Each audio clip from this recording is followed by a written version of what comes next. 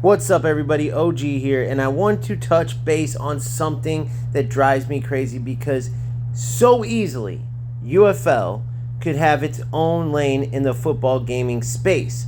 And they started out at the initial launch going in that direction. With the way the defense was more manual than any of the other games, the wide open play, it looked promising for where UFL could go if strikers kept moving in the direction they seemed to want to go. But we all know the direction they went, and we all know where we're at because of it. However, I want to talk about how easy it still could be if strikers could just wake up, open their eyes, and if they had anybody within their company that truly knew football gaming. So what exactly am I talking about? Well, first off, let's look at the two competitors. You have eFootball, which went the AI simulation route, right? To the point where their game's in the gutter because they overdid the AI part. Then you have FC, formerly FIFA, right? That went more of an arcade style with realism instead of a full-on realistic route. And in some areas it works, some areas it doesn't. But that leaves a wide open lane for full manual football. Now, eFootball has an option in actual fan base that plays what they call FUMA, full manual. But even with this type of football right under their nose, Konami clearly doesn't want anything to do with the full manual side of a football game. Therefore, UFL, if they simply went back to their roots from their beginning, which wasn't so long ago, they could go back to the exact defense that they had from the start where you literally had to control the defender. If you weren't controlling the defender, an attacker would literally run right by the AI defending player. You had to control the defender, move them where you wanted, or nothing would happen. Then on the attacking side, you just simplify all of your controls, mainly the passing part. And you would do this by making passing all about aiming and the power you put into the passing. That's it. Aiming, powering up, and it goes in that exact direction. That's all. Now defensively, as far as when you do control the defender, they would simply need to speed up the jockeying, right? They have a problem with the lack of fluidity on the defense, but they could minimize this lack of fluidity with a sped up ability for the defender. I never thought I would say something like this, but they would have to look at something like what eFootball does, where you get this huge speed burst when you press X, the pressure button, or R1, the AI. When they pressure, there's this speed up effect. They would need to add something like that because right now, defensively, you just can't keep up with attackers. That's what leads to that unrealistic cutting back and forth and players using that L1, R2 sprint, which, by the way, they would have to remove that as well. However, the key thing that you're noticing in what I'm explaining, everything is removal.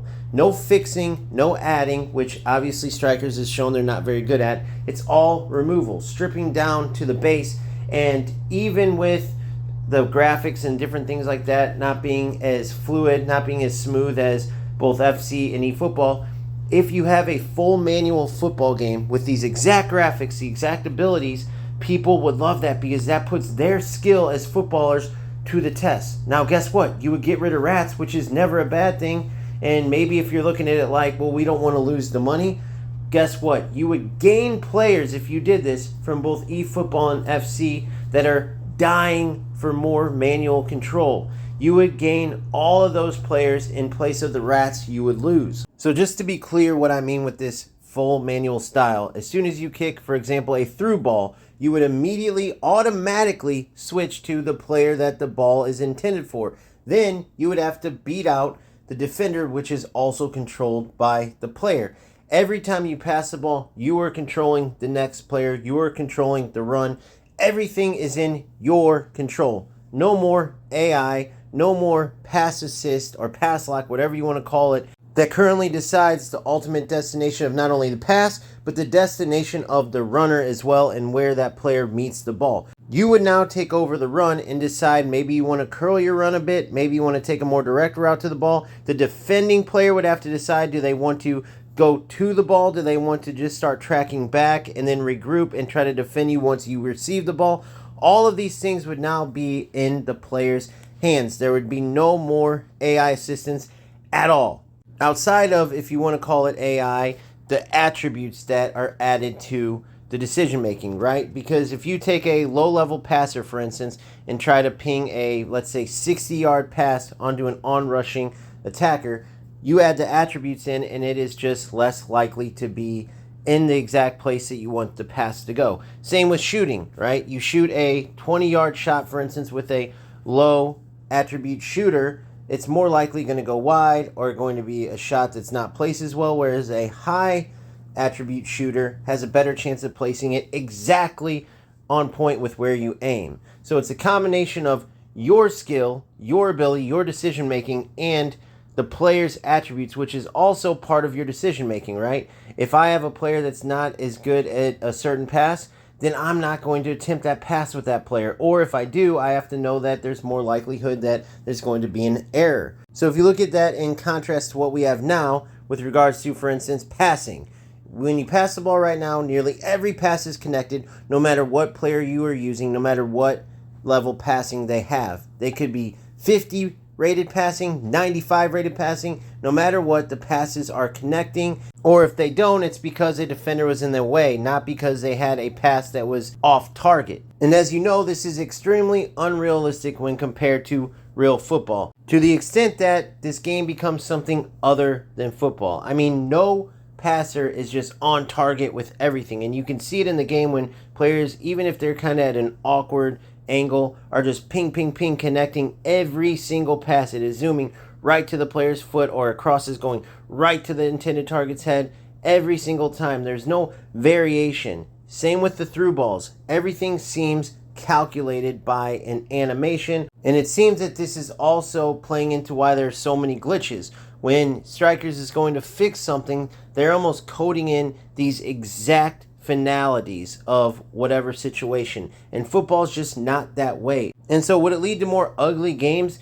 Maybe, but also it would be more realistic and it would engage the player more. Right now, the skill in UFL is in literally glitches. It's in doing nonsense that doesn't tie to football at all, and that's why, from a football standpoint, no skilled player is taking the game seriously. That could literally be turned on its head if Strikers went the manual football game route, instead of trying to be what seems like a cheap knockoff to FC, where they are failing miserably, hence all of the glitches, all of the nonsense that is destroying the game and chasing any real football players away while attracting the rattiest of rat football players that clearly don't care about football at all. Because nobody would play the way that these rats at the top of UFL do if they truly wanted to compete in an actual football game. Now, obviously, UFL would have to keep expanding on the modes, but they're going in the right direction. I mean, they already have the weekend showdown similar to rivals like FC, and that's something that eFootball, even though it's been here longer, still doesn't have.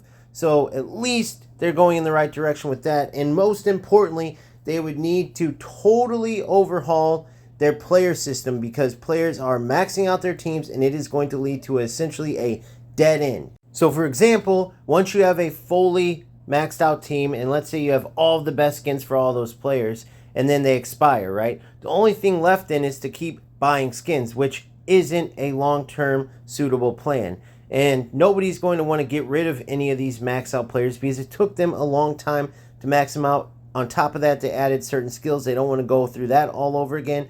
But at the same time, they aren't just going to want to play with that one team, the same players over and over and over. Part of the fun of these modes is team building and adjusting your tactics based on the new players that you get. That is where FC has done such a good job, because there's always new players to go after. There's always upgrades to make. And here is what UFL could do to fix this issue. We're talking about manual football. We're talking about actual control to play actual football. So why not take these actual real life football players and tie their ratings to how they are doing in real life? Meaning constant adjustments throughout the season, which, by the way, would keep your player base invested in their players and how they're doing in real life. So that's a plus too, because they would be invested in the game more. But on top of that, you would also have towards the end of the summer an ultimate ratings adjustment where certain players that had top performances throughout the season get a huge boost. Other players get minor boosts, but that would be their ratings for the rest of summer. And the marketplace, by the way, because you're going to have people that want to buy certain players, get rid of certain players, you would be able to do this based on a running scale that is tied to the player ratings as they are changing. So a Haaland 1 week is going to be a different cost to a Haaland the next week. So I want you to think about all of the hype this would add to the game. You would now have players looking at matchups, seeing who is likely to have a good performance, who is maybe going to have a bad performance, selling players accordingly. You would get great deals on players when you were able to guess right on how good they would perform, and you would have these beast players, and then you would have to continually adjust your team or maybe stick with the player who is in a drought because you know pretty soon they're going to blow up, and that is all going to help you on the pitch. The better players you have, the better decisions you're making as far as who you pick up, the better attributes these players will have when you play the game. So it all ties together, and it makes for what? A totally unique experience outside of what eFootball, outside of what FC are offering, that gives UFL a strong hold in the football gaming world. And I think we can all agree that would be a much better direction than where they're going now. So is this all just a dream? Most likely, but the sad part is that it didn't have to be just a dream. I mean, strikers could be doing anything to change the trajectory of the game, considering they can't be happy with where it is going. And the fact that nothing is being done besides trying to just suck up as much money as they can with these skins, I mean, it truly is a tragedy as far as when you look at what this game could have been. But I at least wanted to put that out in the atmosphere that we could have, honestly, in a different world, had a great football game right now that differs from anything we've had before. So as always, I want to hear what you think. Do you feel this could be a great idea? Do you have any ideas that you wish would be or could have been added into UFL? Let me know in the comment section, or join my Discord. Link is in the YouTube bio, and let me know there. Please like and subscribe if you haven't already. And as always, keep grinding, keep having fun. I will see you on the next one. Peace out.